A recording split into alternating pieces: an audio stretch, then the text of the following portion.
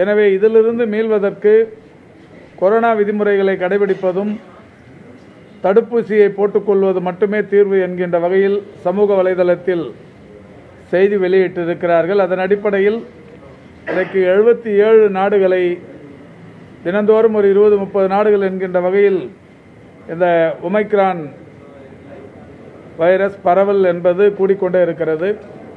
இந்தியாவை பொறுத்தவரை ஒரு 9 மாநிலங்களில் இதுவரை 68 பேர் இந்த வைரஸினால் பாதிப்புக்குள்ளாகி இருக்கிறார்கள்.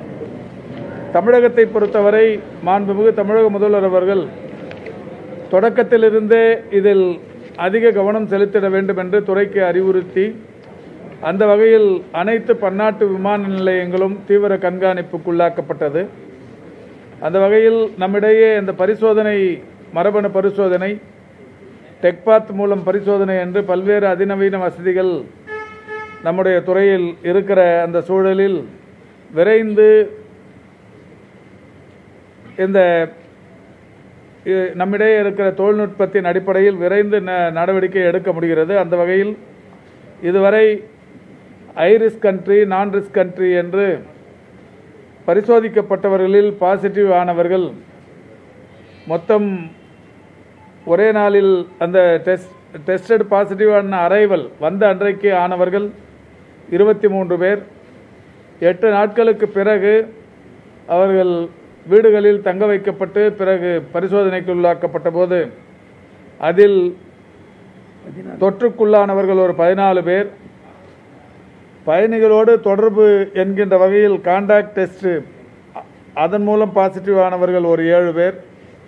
இதில் முதலில் வந்தவர்கள் இன்றைக்கு இதிலிருந்து விடுபட்டு நோய் சரியாகி வீடுகளுக்கு இன்றைக்கு டிஸ்சார்ஜ் ஆகியிருப்பவர்கள் 3 பேர். எனவே தற்போது வரை கிங் இன்ஸ்டிடியூட் மருத்துவமனை உள்ளிட்ட திருச்சி, நாகர்கோவில் போன்ற சென்னை போன்ற பல்வேறு இடங்களில் மருத்துவ சிகிச்சை பெற்று வருபவர்கள் 41 பேர். இந்த நிலையில்தான் நைஜீரியாவிலிருந்து தோஹா வழியாக சென்னைக்கு வந்த ஒருவருக்கு தொற்று கண்டறியப்பட்டது. அப்படி கண்டறியப்பட்டவுடன் அது நம்மிடையே இருக்கிற நவீன தொழில்நுட்பத்தில் அந்த பரிசோதனையின் போது அவருக்கு அந்த எஸ்ஜீன் டிராப் இருப்பது கண்டறியப்பட்டது. அவர் உடனடியாக மருத்துவமனையில் அனுமதிக்கப்பட்டார். அவருடைய குடும்பத்தார் பரிசோதித்த போது அந்த குடும்பத்தாருக்கு ஒரு 6 பேருக்கும் அந்த எஸ்ஜீன் டிராப் என்பது இருந்தது, ஒரு 16 வயது குழந்தை உட்பட. ஆக இப்பொழுது அந்த 7 பேரும் கிங் இன்ஸ்டிடியூட் மருத்துவமனையில் அனுமதிக்கப்பட்டிருக்கிறார்கள். எல்லோருக்குமே சிறிய அளவிலான பாதிப்பு, ஏசிம்டமிக் என்கின்ற வகையிலான பாதிப்பு தான், நலமுடன் இருக்கிறார்கள். என்றாலும் தீவிர மருத்துவ கண்காணிப்பு என்பது அங்கே துரிதப்படுத்தப்பட்டிருக்கிறது. இந்த நிலையில் அந்த இவரோடு தொடர்புடையவர் என்கின்ற வகையில் கடந்த 2 நாட்களாக மக்கள் நல்வாழ்வுத்துறை தொடர்ந்து பலரை கண்காணித்து அந்த வகையில் இன்றைக்கு ஒருவருக்கு வலசரவாக்கத்தில் ஒருவருக்கு இவருடன் பயணித்தவர், அவரும் இதே தோகாவிலிருந்து இவரோடு வந்தவர், அவரை பரிசோதித்ததில் அவருக்கும் இப்பொழுது எஸ்ஜீன் டிராப் கண்டறியப்பட்டிருக்கிறது. எனவே அவரையும் இப்பொழுது கிங் இன்ஸ்டிடியூட் மருத்துவமனையில் சேர்க்க சொல்லியிருக்கிறோம், வந்து கொண்டிருக்கிறார். ஆக இதுவரை 8 பேருக்கு எஸ்ஜீன் டிராப் கண்டறியப்பட்டிருக்கிறது. இவர்களுக்கு முதல் தகவல் என்கின்ற வகையில் ஒமைக்ரான் பாதிப்பாக இருக்குமோ என்கின்ற அச்சமும் இருக்கிறது. இந்த நிலையில்தான் ஒன்றிய அரசு அனுமதித்திருக்கிற இந்த நேஷனல் இன்ஸ்டிடியூட் ஆஃப் வைராலஜி என்கின்ற அமைப்புகளுக்கு புனே, பெங்களூர், ஹைதராபாத் போன்ற இடங்களுக்கு இந்த மாதிரிகள் அனுப்பி வைத்து கொண்டிருக்கிறோம். அந்த வகையில் ஏற்கனவே முதல் தொற்று உறுதியான ஒருவர் அவரை தொடர்ந்து தான் இந்த 7 பேர். அவருக்கு இன்றைக்கு ஒன்றிய அரசின் ICMR அந்த அமைப்பின் இருக்கிற நேஷனல் இன்ஸ்டிடியூட் ஆஃப் வைராலஜி என்கின்ற அமைப்பு அந்த ஒருவருக்கு இப்பொழுது ஒமைக்ரான் தொற்று இருப்பதை உறுதிப்படுத்தி தகவல் அனுப்பியிருக்கிறார்கள். சற்று முன்தான் அந்த தகவல் நமக்கு வந்தடைந்திருக்கிறது. ஆக தமிழகத்தில் இந்த ஒமைக்ரான் பாதிப்பு என்பது ஒருவருக்கு உறுதியாகி இருக்கிறது. அவர் தொடர்புடைய அவர் குடும்பத்தார் 6 பேருக்கு எஸ்ஜின் டிராப் இருக்கிறது, மரபியல் மாற்றங்கள் தெரிகிறது. அதுவும் கூட ஒன்றிய அரசின் அந்த மறு ஆய்வுக்காக அனுப்பப்பட்டிருக்கிறது. அதோடு மட்டுமில்லாமல் இவரோடு பயணித்த இன்னொரு பயனாளி, இன்னொரு பயணி, அவருக்கும் இப்பொழுது அந்த எஸ்ஜின் டிராப் கண்டறியப்பட்டிருக்கிறது. ஆக ஒரு 8 பேருக்கு இந்த பாதிப்பு இருக்குமோ என்கின்ற அச்சம் இருக்கிறது. இருந்தாலும் ஒருவருக்கு ஒன்றிய அரசு உறுதி செய்து இன்றைக்கு இப்பொழுது செய்தி அனுப்பியிருக்கிறார்கள். அந்த நேஷனல் இன்ஸ்டிடியூட் ஆஃப் வைராலஜி அனுப்பியிருக்கிற அந்த ஒருவர் இப்பொழுது மிகவும் நன்றாகவே இருக்கிறார். உடனடியாக இப்போது மருத்துவர்களிடம் கேட்டோம். கிங் இன்ஸ்டிடியூட்டில் இயக்குனர் அவர் நன்றாக இருப்பதாகவும் சிறிய அளவிலான பாதிப்புகளுடன் தான் அவரும் அவருடைய குடும்பத்தாரும் இருப்பதாகவும் சொல்லியிருக்கிறார்கள்.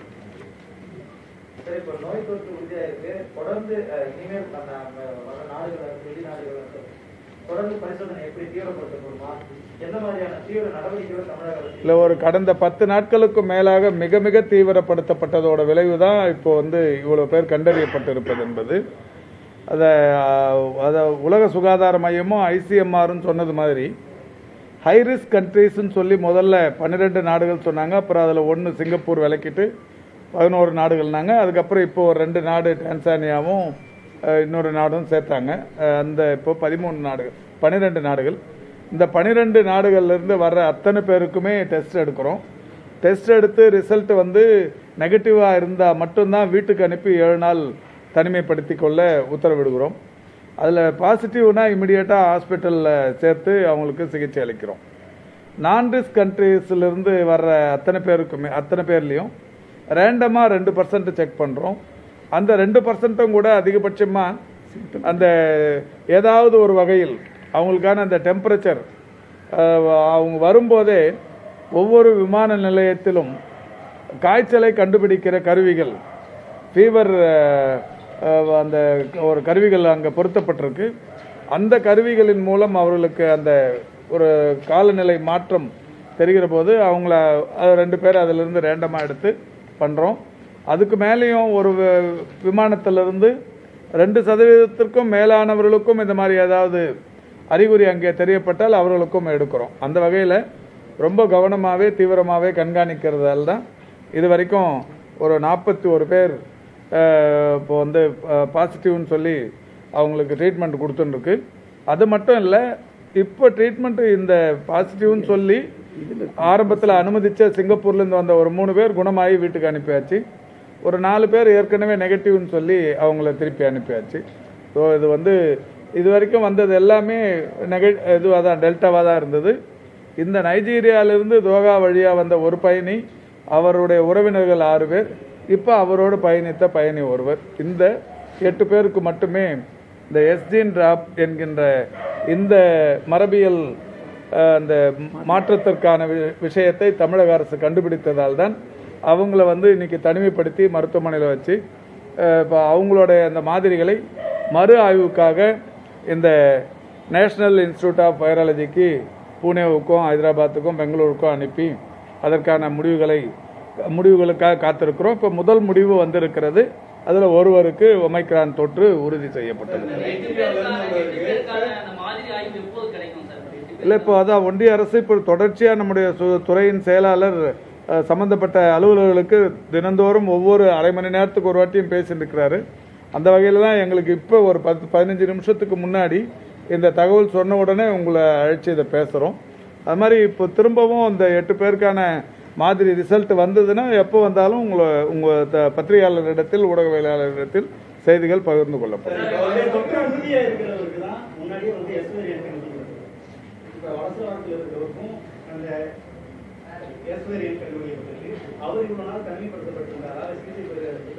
இல்லை, அவர் தனிமையில் இருந்தது தான். இப்போ அந்த விமானத்தில் வந்தவங்க அத்தனை பேருமே இப்போ அந்த 7 நாள் தனிமைப்படுத்தப்பட்டு கொண்டிருந்தார்கள். இது அவங்களோட பின்னாடி முன்னாடி இது நான் ரிஸ்க் கண்ட்ரி தான். நைஜீரியா நான் ரிஸ்க் கண்ட்ரி. அதிலிருந்து வந்த அத்தனை பேருமே தனிமைப்படுத்தி இருக்க மாட்டாங்க, வீட்டுங்களுக்கு அனுப்பிவிடுவாங்க. ஆனாலும் கூட அதில் இந்த 2% ரேண்டமாக எடுத்து செக் பண்ணி இருந்தால் மட்டும்தான் அவங்கள மருத்துவமனைக்கு அனுப்புவாங்க. இவரை பொறுத்த வரைக்கும் தனிமைப்படுத்தி இருக்க வாய்ப்பு இல்லை. அதனால் அப்போ அதை கான்டாக்ட் இப்போ இவருக்கு பின்னாடி வந்தவங்க யாரெல்லாம் பின்னாடி முன்னாடி உட்காந்து வந்தாங்கன்னு இந்த துறை கண்காணிச்சதில் இவர் ஒருத்தருக்கு இப்போ கண்டறியப்பட்டிருக்கிறது. அவரோட இப்போ யாரெல்லாம் இந்த 2-3 நாளில் தொடர்பில் இருந்தாங்கிறதையும் இப்போ தொடர்ச்சியாக கண்காணிக்கிறோம். இல்லை, நல்லா இருக்காங்களாம். ஏசிம்டமிக் தான், ரொம்ப நல்லா இருக்காங்க. யாருக்கும் பெரிய அளவிலான எந்த பாதிப்பும் இல்லை. சளி, இருமல், லேசான காய்ச்சல், அதில் காய்ச்சல் இருந்து கூட 2-3 பேர் விடுபட்டுட்டாங்க.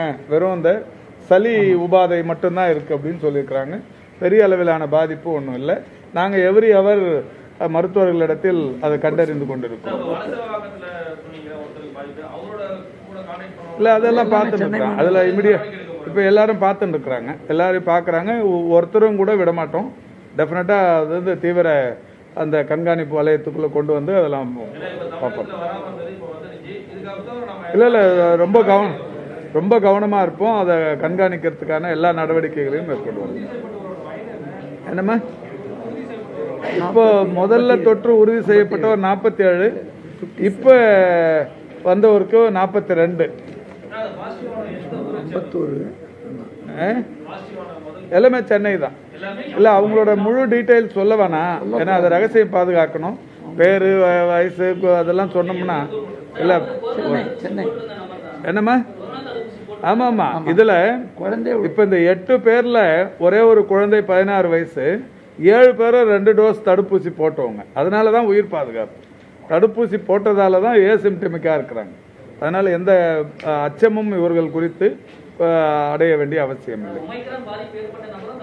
ஆமாம் ஆமாம் ஆமாம், 2 தடுப்பூசி போட்டவங்க.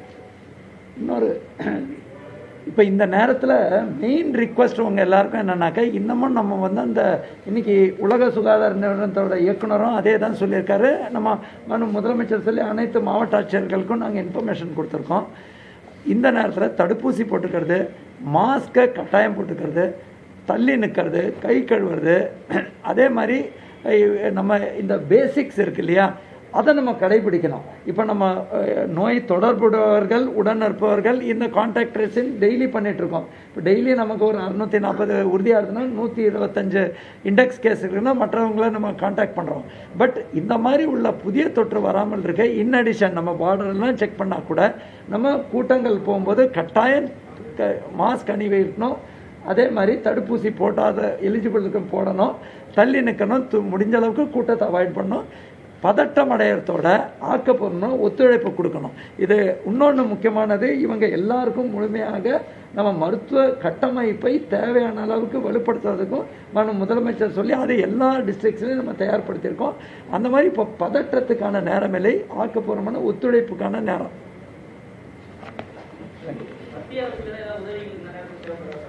இல்லை, இப்போ அந்த அளவுக்கான அவசியம் இருப்பதாக இல்லை. ஏன்னா மாண்புமிகு தமிழக முதல்வர் அவருடைய தீவிர இந்த கடந்த 6-7 மாதமாக இதில் ரொம்ப கவனமாக இருந்து, இது குழந்தைகள் பாதிக்கப்படுவார்கள்னு ஒரு முறை சொன்னாங்க. இந்த 3வது அலைன்னு வரும்போது குழந்தைகள் பாதிக்கப்படுவார்கள், உடனடியாக குழந்தைகளுக்கான தனி படுக்கைகள், அவர்களுக்கான சிகிச்சை அமைப்புகள்லாம் தமிழ்நாடு முழுக்க அனைத்து மாவட்ட அரசு மருத்துவமனைகள் மற்றும் மாவட்ட கல்லூரி மருத்துவமனைகளில் தயார் நிலையில் இருக்குது. இப்போ கூடுதல் படுக்கைகள் நாங்கள் இப்போ 1 லட்சத்துக்கும் மேற்பட்ட கூடுதல் படுக்கைகள் உருவாக்கப்பட்டிருக்கிறது. ஆக்சிஜன் வந்து நமக்கு பெரிய அளவில் ஒரு சேலஞ்சாக இருந்துச்சு மே மாதம் 7ஆம் தேதிக்கு அப்புறம். இப்போ பார்த்தீங்கன்னா அப்போ இருந்த ஆக்சிஜனை பொறுத்த வரைக்கும் கையிருப்பு தமிழ்நாட்டில் 220 மெட்ரிக் டன் மட்டும்தான் இருந்தது. இப்போ நேற்றுக்கு திருச்சியில் போய் நானும் துறையின் செயலாளரும் ஒரு 142.5 டன் ஒரு ஆக்சிஜன் பிளான்ட் ஒன்று ஓப்பன் பண்ணதோடு சேர்த்து இப்போ ஆக்சிஜன் கையிருப்பை பொறுத்த வரைக்கும் 1400 மெட்ரிக் டன் அளவுக்கு கையிருப்பு இருக்குது. வெறும் 220 மெட்ரிக் டன் கையிருப்பு இருந்த நிலை மாறி இன்னைக்கு 1400 மெட்ரிக் டன் அளவுக்கு அந்த ஆக்சிஜன் கையிருப்பு இருக்குது. எனவே இப்போ ஒரு பெரிய அளவிலான அந்த மருத்துவ கட்டமைப்பு என்பதை மாண்புமிகு தமிழக முதல்வர் அவர்கள் தமிழகத்தில் உருவாக்கி இருக்கிறார்.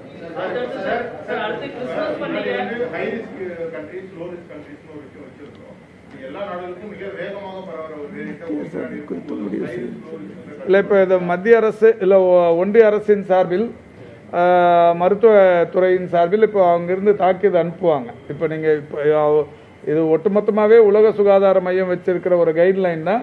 ஹைரிஸ்க் கண்ட்ரீஸ்லேருந்து வர்றவங்களுக்கு 100% வந்து பரிசோதனை, நான் ரிஸ்க் கண்ட்ரீஸ்லேருந்து வர்றவங்களுக்கு ரேண்டமாக 2% பரிசோதனை.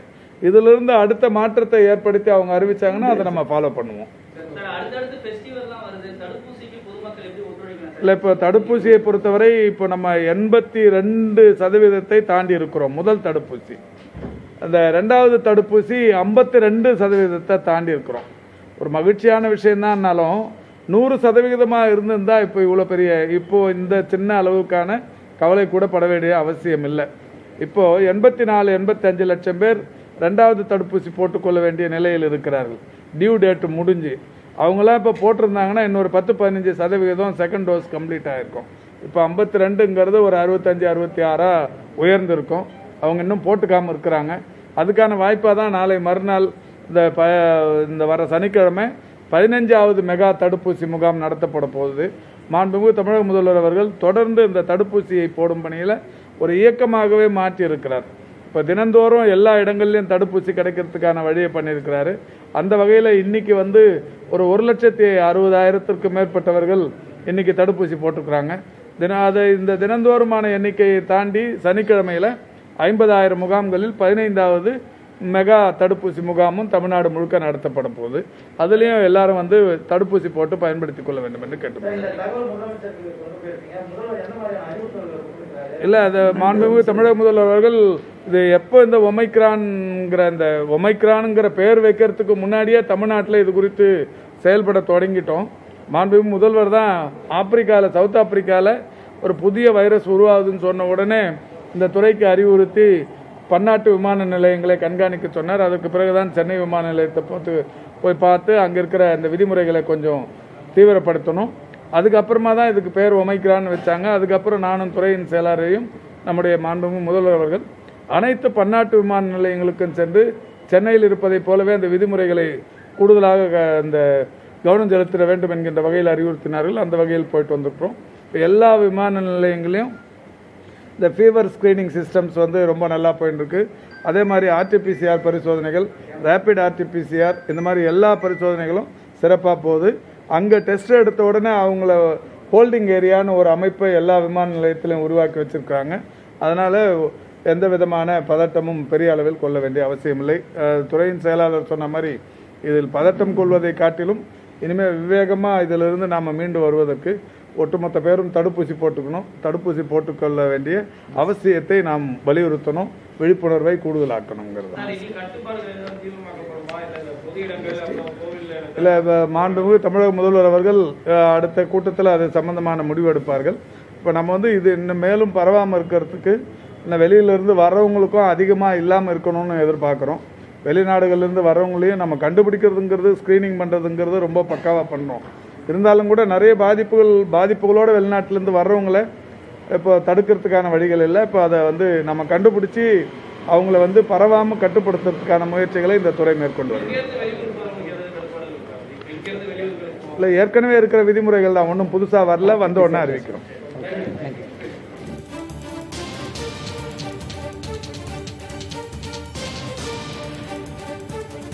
தமிழகத்தில் ஒருவருக்கு ஒமைக்ரான் பாதிப்பு கண்டறியப்பட்டிருக்கிறது.